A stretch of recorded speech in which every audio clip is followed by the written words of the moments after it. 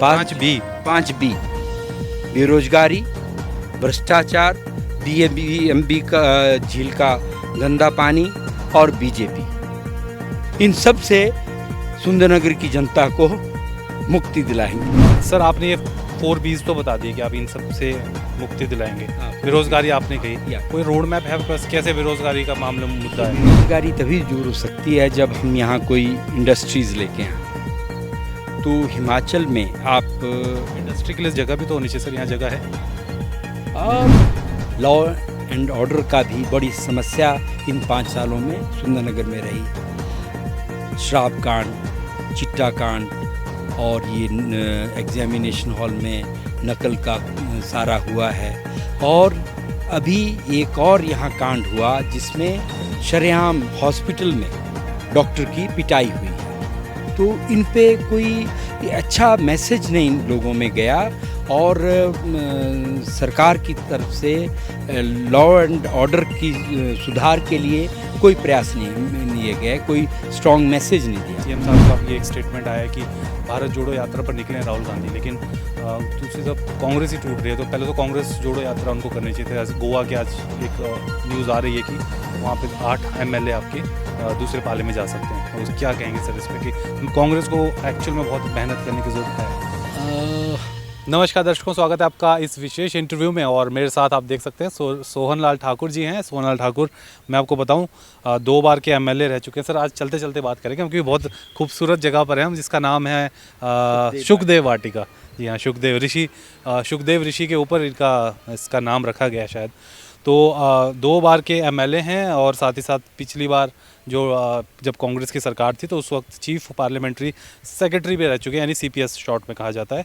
और इस वक्त टिकट की दौड़ में, कांग्रेस से टिकट पाने की दौड़ में सबसे आगे चल रहे हैं। इनसे जानेंगे हम कुछ मुद्दे सुंदरनगर से जुड़े हुए और कुछ और बातें करेंगे। इनका अपना क्या विज़न है इन चुनावों को लेकर और आजकल की जो परिस्थितियां हैं उस पर इनकी राय जानने की आज कोशिश करेंगे। सर हमें आपने समय दिया उसके लिए आपका पहले तो बहुत बहुत शुक्रिया। Thank you ji. सर आज कांग्रेस ने, जैसे कि आप जानते हैं कि एक पिछले चुनावों में भी उन्होंने ये कहा था कि आपको एप्लीकेशन लिखनी पड़ेंगी जो इच्छुक है। इस बार भी उन्होंने वैसा ही किया है। तो हर जगह से काफ़ी ज़्यादा एप्लीकेशंस गई हैं। आप कितने आश्वस्त हैं कि आपको टिकट मिल जाएगा? वैसे तो आप नंबर जो हमारी रिपोर्ट्स हैं उसके मुताबिक आप ही प्रबल दावेदार हैं, बट आप कितने आश्वस्त हैं? कहीं कुछ और तो नहीं हो सकती गड़बड़? कांग्रेस एक डेमोक्रेटिक पार्टी है और टिकट के लिए कोई भी आवेदन कर सकता है। उसके ऊपर कैसा उसका पार्टी के लिए कंट्रीब्यूशन रहा है, समाज में क्या उसका रोल रहा है, और उस बेसिस पे होता है। ब्लॉक कांग्रेस कमेटी उसका स्क्रीनिंग करती है, देन डिस्ट्रिक्ट कांग्रेस कमेटी फिर प्रदेश को भेजती है। ये कैसी प्रक्रिया है हमारी पार्टी में। और then central screening committee and selection committee जो है वो फाइनल टिकटों का वितरण करती है, सिलेक्शन करती है। बट इन नाउ अभी आज के उसमें हमारी पार्टी के जो नेतृत्व है, प्रदेश अध्यक्षा हैं श्रीमती प्रतिभा सिंह जी, और हमारे विपक्ष में हमारे CLP के नेता हैं मुकेश जी, और एक और उसमें चेयरमैन बने हैं उसके प्रचार के लिए, और टिकट वितरण में भी उनको रखा गया है। तो और जो प्रभारी हैं हमारे आदरणीय श्री शुक्ला जी, इन सब ने एक विस्तृत जानकारी लेते हुए सारी ब्लॉकों की वो करते हुए एक कुछ अपने नाम शॉर्ट लिस्ट किए हैं और उनको आगे पैनल में डाला है। तो ये चल रहा है। आप आश्वस्त हैं?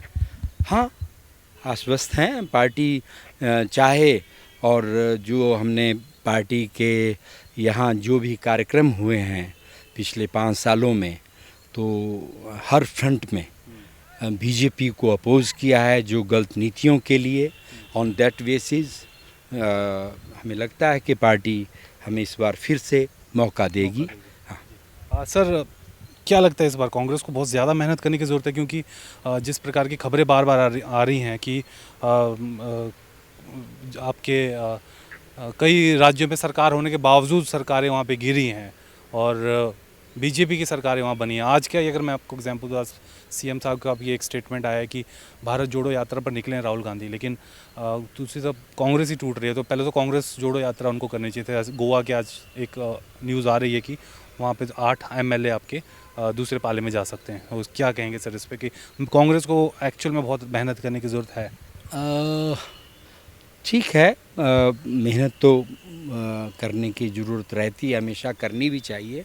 ये जो आपने सरकारों के टूटने की बात कही, कांग्रेस से विधायक दूसरे पाले में जा रहे हैं, ये इसके लिए भारतीय जनता पार्टी पूरी तरह जिम्मेवार है। एक जो डेमोक्रेटिक प्रोसेस इस कंट्री में था, एक प्रजातंत्र प्रणाली है, उसको इस सरकार ने, केंद्रीय सरकार ने, माननीय मोदी जी ने और शाह जी ने तहस नहस कर दिया है। डायरेक्ट एमएलओ की खरीदो फरोख्त हो रही है, ये उसके नतीजे से हो रहा है। सरकारें गिरी हैं, सरकारें बदली हैं, तो ये हो रहा है। और मैं समझता हूँ कि ये हमारी देश की जो डेमोक्रेटिक ढांचा है उसके लिए बहुत गलत हो रहा है। सर, मौजूदा विधायक जो हैं भाजपा के यहाँ पे जम्वाल जी, बहुत अच्छे संबंध हैं उनके मुख्यमंत्री साहब से, और मुख्यमंत्री साहब की अपनी छवि उनकी बहुत एक जिसे कहते हैं सरल स्वभाव के माने जाते हैं, और उन्होंने एक तरीके से कह सकते हैं जम्वाल जी पे काफ़ी उनका विश्वास रहता है। तो आपका क्या कहना है यहाँ की जनता के लिए जम्वाल जी ने कितना काम किया है, या कुछ हो सकता था और वो काम कर सकते थे? यहाँ के विधायक श्री राकेश जम्वाल जी को तो खुद को कहते हैं कि मैं डिप्टी सीएम हूँ, जो उनके समर्थक बात करते हैं। बट हमें दुख है इस बात का कि इसका कुछ लाभ नहीं मिला सुंदरनगर को, सिवाय इसके जिसका जिक्र राकेश जी हर मीटिंग में करते हैं कि मुख्यमंत्री जी इतनी बार यहाँ आ गए, इतनी बार यहाँ आ गए, ये तो कहते हैं, और काफ़ी गिनती है उनकी, भाई इतने दिनों इतनी बार यहाँ आए हैं। लेकिन आए ज़रूर हैं, लेकिन कुछ दे नहीं गए हैं सुंदरनगर को, ऐसी कोई सौगात जिसके लिए उनको याद किया जाए कि सुंदरनगर को मुख्यमंत्री जयराम ने और उनके खास राकेश जम्वाल ने ये एक ऐतिहासिक तोहफ़ा आने वाले समय में सुंदरनगर के लिए दिया हो, ऐसा नहीं है। जैसा कि मैं जिक्र करूं, मैं आभारी हूं राजा वीरभद्र जी का। उनके नेतृत्व में जब मैं यहाँ पहली बार विधायक बना तो हमने सुंदरनगर के लिए पहला सरकारी क्षेत्र का इंजीनियरिंग कॉलेज यहाँ खुलवाया, और आज आप खुद इसको चेक करिए कि ये इंजीनियरिंग कॉलेज देश का कितने ऐसे 10-12 कॉलेजेस हैं जहां इसकी गिनती हो रही है, और यहाँ के जितने हमारे स्थानीय बच्चे हैं वो यहीं से अपनी इंजीनियरिंग की डिग्रियां ले रहे हैं, यहीं नौकरियां कर रहे हैं। इससे बड़ी बात क्या हो सकती है? आज इस इंजीनियरिंग कॉलेज की पहचान सुंदरनगर के लिए हुई है। ऐसी कोई चीज़ राकेश जी बताएं कि उन्होंने एज ए खास चीफ मिनिस्टर के होने के नाते क्या सुंदरनगर को लिए। बहुत से मामले यहाँ देखिए, लॉ एंड ऑर्डर को लेके का मुद्दा बहुत ही एक बड़ा मुद्दा है सुंदरनगर में। विपक्ष क्यों नहीं उन चीज़ों को उस तरीके से उठा पा रहा है? जैसे मैं आपको बताऊं, पेपर लीक हुआ था पुलिस का, बहुत पूरे हेडलाइन बनी थी। MLSM कॉलेज में GO पेपर का लीक हुआ। या अभी एक ऑडियो कॉल आई है जिसमें अपने आप को ड्राइवर बताया जा रहा है विधायक, हालांकि उसकी पुष्टि हम नहीं करते हैं, लेकिन विधायक साहब ने ये भी कहा कि वो 10th पास है भी नहीं, तो वो तो था भी नहीं ऑथराइज उसके लिए, मतलब एलिजिबल भी नहीं था उस एग्ज़ाम के लिए। ठीक है, उसके बाद अभी एक रेप का केस चल रहा है जो 8 दिन बाद भी अरेस्ट नहीं हुआ है उसमें। क्या कहेंगे इन सब चीज़ों पे कि लॉ एंड ऑर्डर एक्चुअल में एक हालत ख़राब हुई है, और कांग्रेस उस पर घेरने का क्या कर रही है, मतलब एज ए विपक्ष? देखिए, ये सुंदरनगर विधानसभा क्षेत्र का एक दुर्भाग्य रहा कि इन 5 सालों में सुंदरनगर आपराधिक घटनाओं के लिए, इस तरह की वारदातों के लिए लाइमलाइट में आया। ये जो रेप के मामला आपने कहा, ये यहाँ एक नहीं 2 मामले ऐसे यहाँ पहले भी हो चुके हैं। ये तो अभी ताज़ा मामला है जो आपने बात की। एक मामला पहले हुआ, उस मामले में 3 दिन तक पुलिस ने FIR नहीं की, और फिर जब FIR हुई बड़ी ज़ोर ज़बरदस्ती से, तो फिर उस मामले को दबा दिया गया। और अभी जो ताज़ा मामला हुआ है जिसमें एक माइनर लड़की का रेप हुआ है, 16 साल की लड़की का, उसमें 2 एक्यूज़ हैं। पुलिस की गिरफ्त से अभी दूसरा मुलजिम 8 दिन बाद भी पुलिस की गिरफ्त में नहीं है। ये इसके साथ इस कार्यकाल में यहाँ राजनीतिक संरक्षण के चलते विधायक के संरक्षण दी हुई है। यहाँ नशे का खुला व्यापार हो रहा है। नशे का इतना व्यापार यहाँ इतना फैला हुआ है जाल सुंदरनगर में कि आप किसी गांव में जाइए, आपको चिट्टे का शरेआम पता लग जाएगा कि यहाँ चिट्टा लेने वाले लोग हैं। चिट्टा शरेआम गांव में बिक रहा है। और इसका ताज़ा उदाहरण खुराल में, जो मेरा भी गांव है, वहाँ से एक लड़का चिट्टे के लिए पकड़ा गया। 3 दिन बाद सलापड़ से पकड़ा गया। यहाँ धनोटू से पकड़े गए हैं। पुंग जो विधायक महोदय का अपना गृह वार्ड है, वहाँ से चिट्टे के केस पर नंबर ऑफ केसेस चिट्टे के यहाँ हो रहे हैं। हमने बार बार पुलिस को, प्रशासन को जताया कि इस नशे के जो यहाँ फैलाव हो रहा है, गांव-गांव में हो रहा है, हमारी यंग पीढ़ी इसकी गिरफ्त में है, इससे किसी तरह से लोगों को बचाया जाए। इसके ऊपर अभी तक जो कार्रवाई, ठोस कार्रवाई होनी चाहिए, वो नहीं हुई। और जो आप कह रहे हैं कि आपने एक विपक्ष के नाते क्या किया, मैं आपको बताना चाहूँगा कि हमने 2 बार शहर में पूरा इसके लिए अपने समर्थकों को सहित जो एक इफ़ेक्टेड लोग थे, गांव में महसूस करते हैं कि हमारे नौजवान लोग इसकी गिरफ्त में आ रहे हैं, वो स्वतः आए। और हमने यहाँ से एक एसडीएम को, डीएसपी को ज्ञापन दिया कि इसको कंट्रोल किया जाए, नहीं हुआ। और शरेआम शराब यहाँ बिकता था, स्प्यूरियस लीकर, नकली शराब, बहुत बड़ा एक मामला जिसमें ये एक रिकॉर्ड बना। और इसमें भी सुंदरनगर कलंकित हुआ शराब के मामले में। आप पहले अखबारों में पढ़ते थे कि बिहार, यूपी में जहरीली शराब पीने से लोग मरे। ये जहरीली शराब से अगर लोग मरे हैं तो सुंदरनगर में मरे। और पहली बार हिमाचल में मरे। 8 लोगों की जान जहरीली शराब पीने से हुई। और उसका जो सारा डिस्ट्रीब्यूशन का केंद्र था वो सुंदरनगर था। उसकी जो सप्लाई थी, खैर हमीरपुर से भी उसकी जो सप्लाई थी वो हमीरपुर से हो रही थी। हमने प्रशासन को तब भी कहा कि हर दुकान में इजीली शराब अवेलेबल है जो कि ठेकों में मिलती है, दुकानों में क्यों मिल रही है? प्रशासन ने कुछ नहीं किया। कुछ मामले आ रहे हैं कि पानी के कारण कुछ बीमारियां हो रही हैं, जॉन्डिस वगैरह, कुछ है ऐसा? पानी के कारण भी यहाँ काफ़ी अब केसेस आ रहे हैं, एक तरह का दूषित पानी पीने की वजह से। और जो आजकल एक नई स्कीम वर्तमान सरकार ने बनाई, वो यहाँ जो नहर आ रही है ब्यास से पंडो होती हुई यहाँ, उस यहाँ झील से ये पानी उठाया गया है।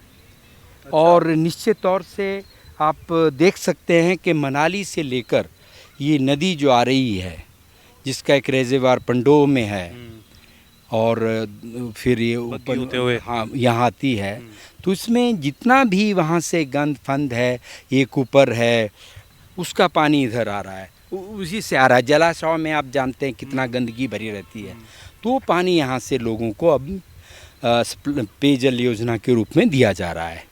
लोगों ने जब ये योजना बनने लगी तो अपना ऐतराज़ जताया विधायक के समक्ष। ये कब से हुआ ये अभी पिछली अप्रैल में। अच्छा। इसका इस पेयजल योजना की शुरुआत हुई और उसके टेस्टिंग वगैरह चली रही।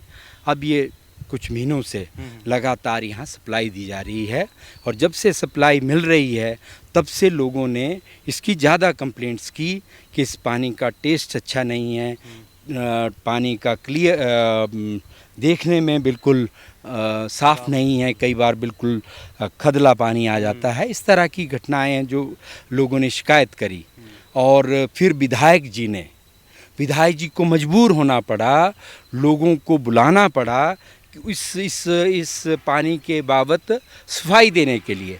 और उसमें उन्हीं के आदमी थे जिनसे बुलवाया गया कि जी पानी तो बड़ा शुद्ध है, इसको ऐसा किया जा रहा है, ट्रीट किया जा रहा है, लाइक दैट।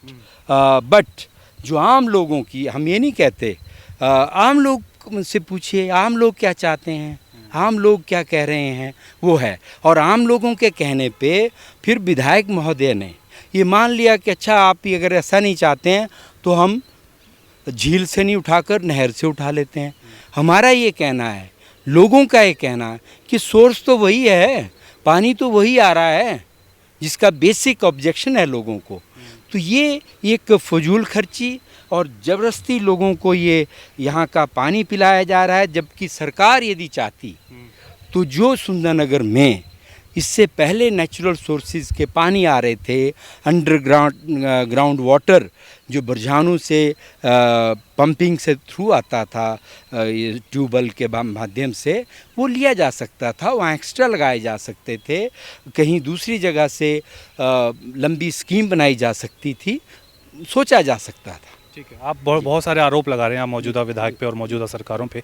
तो कल को अगर सोहनलाल जी विधायक बन के आते हैं तो आपकी प्राथमिकता क्या रहेगी? आपको क्या लगता है कि क्या यहाँ के वो काम हैं जो आप करवा सकते हैं? जैसे वाटर स्कीम, आप इसको, मेरे को लगता है कि इसको तो आप ख़त्म ही कर देंगे। हमने सोचा है कि सुंदरनगर को 5B से मुक्त कराएंगे। अच्छा, 5B बेरोजगारी, भ्रष्टाचार, BMB का झील का गंदा पानी और बीजेपी, इन सब से सुंदरनगर की जनता को मुक्ति दिलाएंगे। सर, आपने ये 4Bs तो बता दिए कि आप इन सब से मुक्ति दिलाएंगे। बेरोजगारी आपने कही, कोई रोड मैप है कैसे बेरोजगारी का मामला मुद्दा है? बेरोजगारी तभी दूर हो सकती है जब हम यहाँ कोई इंडस्ट्रीज़ लेके आएँ। तो हिमाचल में आप इंडस्ट्री के लिए जगह भी तो होनी चाहिए सर, यहाँ जगह है? मैं समझता हूँ ऐसी कोई बड़ी इंडस्ट्रीज़ को बहुत बड़ी जगह नहीं चाहिए। अगर हम एग्रो वेस्ट इंडस्ट्री यहाँ लगाएं, प्रोसेसिंग यूनिट्स यहाँ लगाएं, जैसे सपोज हमारे बल एरिया में बहुत ज़्यादा टमाटर होता है, तो we can have processing unit for ketchup industry. That's a big scope. यहाँ कई बार किसानों को टमाटर अच्छे दाम ना मिलने की वजह से सड़कों में गिराना पड़ता है। या चिप्स की फैक्ट्री, जैसे आलू के लिए आलू है, हमारे पूरे इस एरिया में आलू बहुत अच्छा होता है, कैश क्रॉप्स यहाँ हैं, तो एग्रो वेस्ट इंडस्ट्रीज़ यहाँ हो सकती है। डेयरी जो यूनिट्स हैं वो भी स्थापित किए जा सकते हैं। और अभी भी हमारी सरकार ने कहा है कि हम हर घर से 10 किलो दूध लेंगे। अगर इसी चीज़ को आगे किया जाए तो it can be self employment generation के लिए ये कार्य हो सकता है। तो इस तरह का टूरिज़म के लिए बहुत स्कोप है। और टूरिज़म हमारा जैसे नेशनल अब 4 लेन का काम आ जाएगा तो काफ़ी कुछ इससे भी लोगों को रोज़गार मिल सकता है। चलिए, ये तो अभी चुनावों का दौर जैसे जैसे टाइट होता जाएगा, हम इंटरव्यूज़ की तरफ बढ़ते जाएंगे। जो कैंडिडेट्स होंगे उनका इंटरव्यू लेंगे और उनका विज़न आपको बताएंगे। फ़िलहाल सोहनलाल जी का विज़न हमने आपको बताया और साथ ही कई मुद्दों पर इनसे चर्चा की। चर्चाएं और लंबी हो सकती हैं लेकिन समय की पाबंदी है और ये वीडियो भी काफ़ी लंबा हो चुका है। तो ज़रूर बताइएगा कैसा लगा आपको, किस प्रकार के सवाल आप चाहते हैं आगे जब हम किसी नेता का इंटरव्यू करें, वो आप कमेंट में हमें ज़रूर लिख के बताइएगा। और साथ ही साथ इस वीडियो को अगर आप यूट्यूब पे देख रहे हैं तो हमारा चैनल यूट्यूब पे सब्सक्राइब करना ना भूलें, और अगर आप फेसबुक पे देख रहे हैं तो हमारा फेसबुक का पेज लाइक या फॉलो करना ना भूलें। सोहनलाल सर, आपने इतने विभिन्न मुद्दों पे हमसे बातचीत की, अब समय दिया, उसके लिए आपका बहुत बहुत शुक्रिया सर। Thank you. फेसबुक पर पोल स्टार हिमाचल का पेज लाइक करें और यूट्यूब पर हमारा चैनल सब्सक्राइब करना ना भूलें।